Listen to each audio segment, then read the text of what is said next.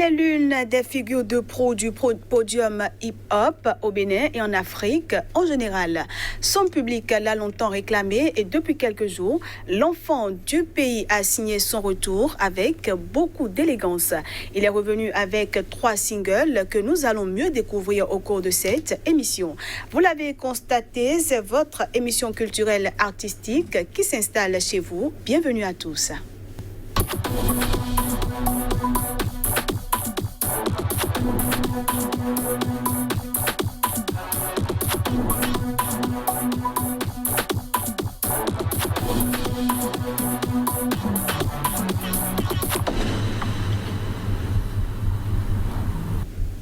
Mon invité est déjà là. Je sais que vous êtes impatient de le découvrir.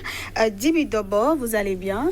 Salut Candice, comment allez-vous? Bien, et chez vous? Ça va très bien, merci. Et merci d'avoir accepté notre invitation. Oh, c'est le plaisir pour moi, merci. Je vous en prie. Alors, depuis quelque temps, Djiby Dobo a disparu de la scène musicale. Vos fans se posent beaucoup de questions et c'est le moment de leur répondre. Pourquoi ce long silence, Djiby? Bon, ce long silence déjà, parce qu'il y a un temps pour tout. J'avoue que j'ai été quand même un peu secoué côté santé, que j'ai pas voulu exposer. Donc ensuite, je pense qu'il y a eu quand même... j'ai donné plus de force à ma fondation pour le volet social, parce que j'estimais qu'après un certain temps, j'ai eu la chance, j'ai eu de la maladie, j'ai réussi à dépasser ça grâce au soutien des fans. Donc il fallait que je fasse quelque chose en retour. Donc aujourd'hui, j'ai un projet chaque année qui m'occupait. J'allais faire des tournées en Italie, dans le monde entier. Je récupérais des fonds et je venais aider les gens. Chaque année, je fais opérer au moins 300 patients qui ont des problèmes d'hernie ombilicale, des problèmes chirurgicaux, comme ça et tout. Donc on a fait beaucoup de trucs dans ce genre. J'ai plus travaillé dans le social que dans la musique. Je voulais quand même... parce que je ne pouvais pas utiliser mes cordes comme il le fallait, parce qu'il fallait un temps pour récupérer à chaque opération. Alors si ce n'est pas indiscret, concrètement, Djiby souffrait de quoi? Donc, bon, parce que là, vous avez parlé de cordes... oui, voilà. J'avais des problèmes au niveau du ventre. D'accord. Donc c'est de là-bas qu'il y a l'abdos.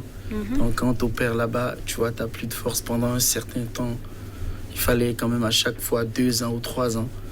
Et c'était pas évident de donner le résultat vocal que les fans espéraient. L'émotion, tout ça part de là-bas. D'accord. Alors là, vous êtes revenu avec 3 singles. On suppose que ça va mieux? Oui, ça va mieux. J'ai travaillé malgré tout ça. J'ai travaillé. Donc du coup, aujourd'hui, on ne peut pas dire qu'on a des problèmes de son. C'était les problèmes de disponibilité pour faire cette promotion. Il y avait aussi... j'avais envie. À un moment donné, je ne voulais plus. Mais là, mes fans m'ont tellement motivé que je suis obligé de revenir. Donc voilà, là, je suis arrivé. Voilà qui est clair. Alors là, vous revenez avec 3 nouveaux clips. Il y a L'Enfant du Pays, Nenoui et Bentime. Alors déjà, nous allons suivre L'Enfant du Pays, un morceau dans lequel vous parlez, on va dire un peu de votre disparition. Et on se retrouve juste après pour en parler. Merci. Sure. Ouais, le soir en toi. Cotonou, Léa de bon, Yento, les vilains sure, no se fan chile do dibi fiti akari, fiakari bo gemo bi waro lele sawe. No bana do ni yero yeni zenu kunu tiba mo. Ene obudo ba wakla numi, monyo wa moro, aso wa imekento. Amo, ma ublo nu jiu numi teno pacha mendile bo yeno do. Wa mono vyo, nyewe aje, aja nu vyo, nyewe aji. C'était à l'instant L'Enfant du Pays, un magnifique clip que vous avez tourné aux États-Unis. Alors déjà, pourquoi ce choix? Pourquoi l'avoir réalisé aux États-Unis? Les États-Unis, parce que depuis quand même 2014, je travaille dur avec... j'essaye de brasser le hip-hop béninois au hip-hop américain. C'était un projet avec la maman qu'on avait commencé. Je pense que c'est un projet pour donner plus de la chance à la musique béninoise. J'ai déjà chanté. Je pense que je suis le premier à faire un clip ivoirien. Genre, Winnie Winnie était en Côte d'Ivoire. Après Tchichavi au Gabon. J'aime voyager. Donc, c'était pas un choix. J'étais aux États-Unis.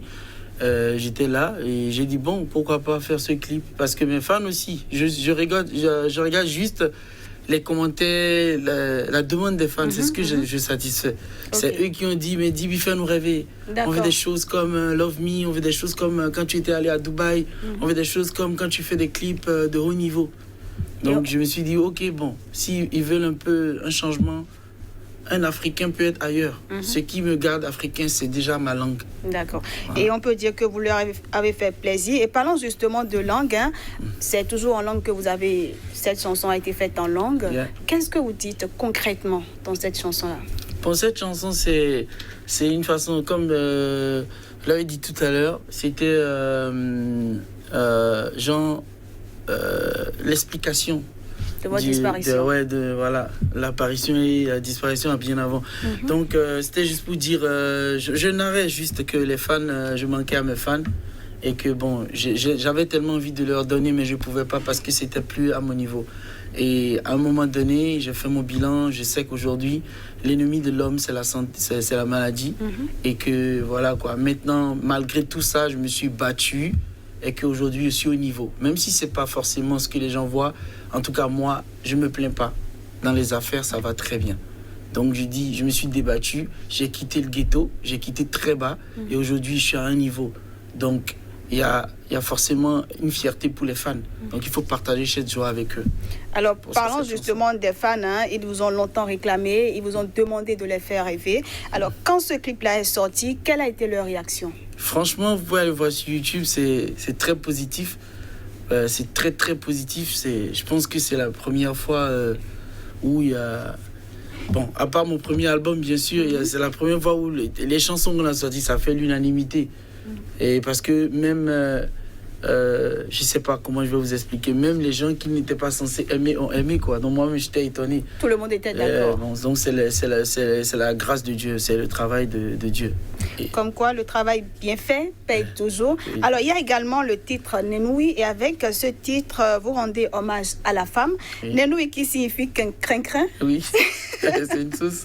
Une sauce qui fait référence à la douceur de la femme en général et la femme béninoise en particulier. Pourquoi? Ouais, bon, c'est une inspiration. C'est comme Que ferais-tu? C'est comme Winnie Winnie ou je sais pas. C'est juste une inspiration. J'ai chanté, j'ai eu envie d'exprimer en fait le manque dans toute notre vie. Il y a forcément une personne qui nous a marqué, qu'on aimerait avoir mais qu'on n'a pas pu avoir, vice versa, que ce soit du côté de l'homme ou de la femme. Et c'est ça que j'ai essayé de symboliser. En gros, j'ai essayé de symboliser le manque avec une poésie locale qui est exportée maintenant. Vous pouvez redonner un petit bout?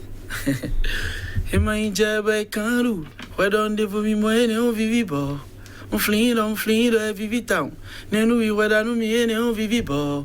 Hotanu nyana le waru de vodo. Bona kife bogbaru. Mbolo no bika ka zero. Bona kife bogbaru ndo tang. Alors, est-ce qu'on ne va pas dire que Djiby Dobo est en train, en quelque sorte, de faire passer un message? Je sais pas. J'ai juste chanté parce que j'ai fait un jeu de mots dedans. Parce qu'il y a Siwe Nenu. Depuis longtemps, depuis tout ce temps. Nenu, par exemple, c'est Nenu, oui, en abréviation. Oui. Nenu, Nenu, tu vois. Maintenant, après, je dis Siwe Nenu. Nenu, c'est juste des jeux de mots. Nenu, oui, Nenu. Tu vois, c'était juste pour m'amuser, quoi. Alors, il y a également Benjamin. C'est quoi le concept? Benjamin. Donc, bon, Benjamin, c'est un concept pour dire, voilà, souvent les week-ends, il faut se relâcher, quoi. C'est comme Mandou, sauf que cette fois-ci, c'est du rap. C'est du rap parce que, en un premier temps, avec l'équipe, on a décidé de satisfaire le public rap. Et petit à petit, on va toucher tous mes fans parce que c'est très large le public que j'ai. Alors là, il y a 3 singles. Ouais. Est-ce que vous ne pensez pas que c'est trop sorti 3 morceaux en même temps comme ça, c'est pas un peu trop en termes de promotion et tout? Non, vu le manque... vous savez, l'industrie, ça a évolué, la musique a évolué.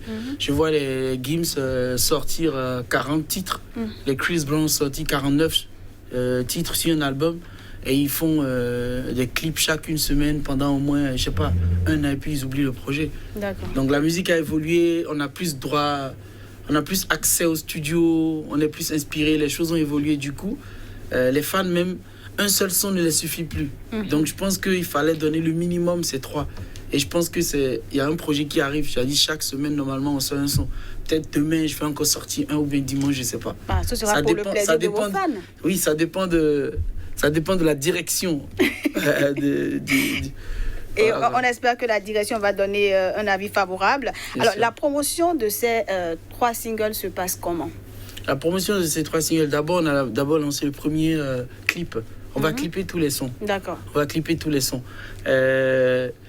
On a fait déjà l'enfant du pays parce que ça, il faut saluer les fans, il faut les remercier. D'accord. Et ensuite, on va maintenant rentrer dans la poésie. Peut-être on va sortir Nenoui ou bien Bencheme.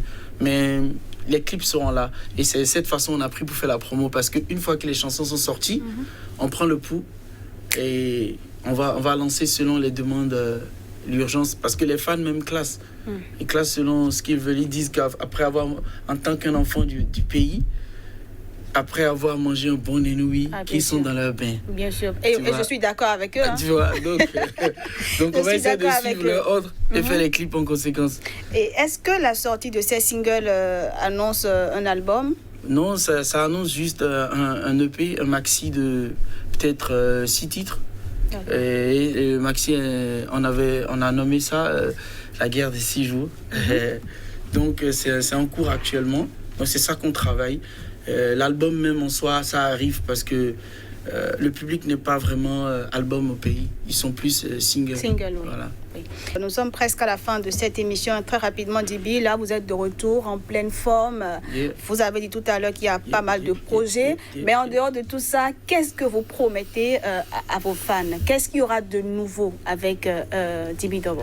Déjà, il y aura l'évolution de la... En fait, moi, j'arrive... je pense qu'en 2009, j'ai amené l'afro-pop en Afrique avec mon collectif. Et aujourd'hui, je pense qu'il faut rendre ça, il faut bonifier le truc. Il faut que ça soit meilleur. Donc, je pense qu'aujourd'hui, il y a beaucoup de musique. Et la musique urbaine est au top niveau. Mais côté francophone, on a un problème. Et donc, moi, je suis arrivé. C'est un défi. Je veux ramener le truc à l'autre niveau. D'accord. Et vous allez voir, je ne sais pas à parler, il faut faire, les gens vont voir. Je veux donner plus d'énergie à cette musique-là. C'est pour ça que j'ai gardé mon côté, je rappe en fond, et je garde mes mêmes messages. J'ai gardé le style dibitique intact, sauf que ça a mûri. Donc c'est ce que je rapporte actuellement, c'est vendre cette musique maintenant, mieux que c'était avant. Dibitiquement parlant, on peut dire que vous promettez du feu à vos fans et on vous souhaite bonne chance pour la suite et beaucoup de courage. Oui, merci. Ils savent. C'est le seuil. Alors, fidèles téléspectateurs, nous sommes à la fin de cette émission. Je vous remercie de l'avoir suivi. On se retrouve la semaine prochaine, toujours avec le même plaisir. Et c'était à la Soy Manvon.